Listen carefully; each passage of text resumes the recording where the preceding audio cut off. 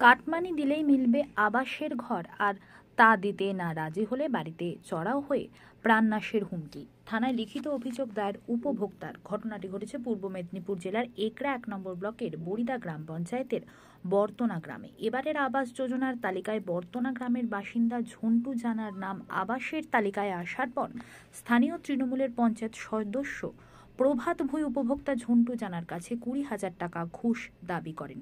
ঝন্টু জানা টাকা দিতে অস্বীকার করেন।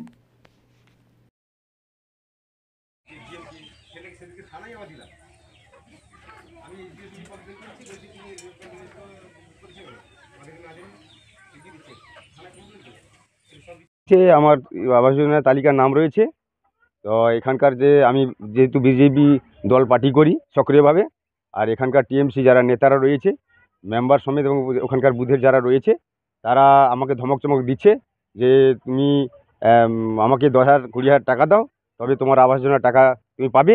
এভাবে নানা রকম এসে রাত্রে এসে হুমকি দিচ্ছে। আর এসডিও সাহেবে কমপ্লেন করেছি বলে কেন অভিযোগ ওদের না বলে অভিযোগ কেন করেছি, তারা এসে রাত্রে আমাকে রাত 10টা নাগাদ এসে ধমক চমক দিচ্ছে, মার্ডার করে দেবো, তুমি টাকা পাবে না, কী করবে দেখে নেবো, তোমার কে বাঁচায়, এরকম নানা রকম হুমকি দিচ্ছে।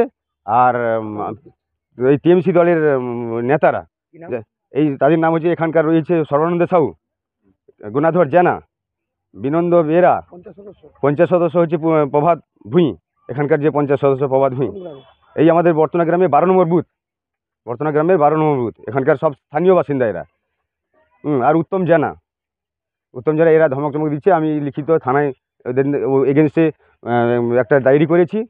এবার সেখান থেকে থানা কী স্টেপ নেবে আমি তা জানি না।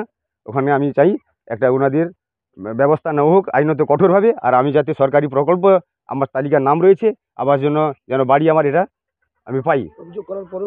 অভিযোগ করার সত্ত্বেও পাচ্ছি না। আমি গত 4 বছর ধরে প্রত্যেকটা অফিসে হেনস্থাভাবে আমাকে বঞ্চিত হতে হয়েছে। আমি জেলা পরিষদের ডিএমএ, এসডি অফিসে, আমাদের এখানকার 1 নম্বর ব্লকে আমি করিয়েছি অভিযোগ, আবেদন করেছি, সব রিসিভ কপি আমার কাছে হাতে রয়েছে। তার সত্ত্বেও ওরা কোনো মতেই আমাকে দিচ্ছে না এবং বারবার আমাকে ধমক চমক দিচ্ছে যে বেশি কিছু লাফালাফি করলে তোমাকে মার্ডার করে দেবো রাত্রে।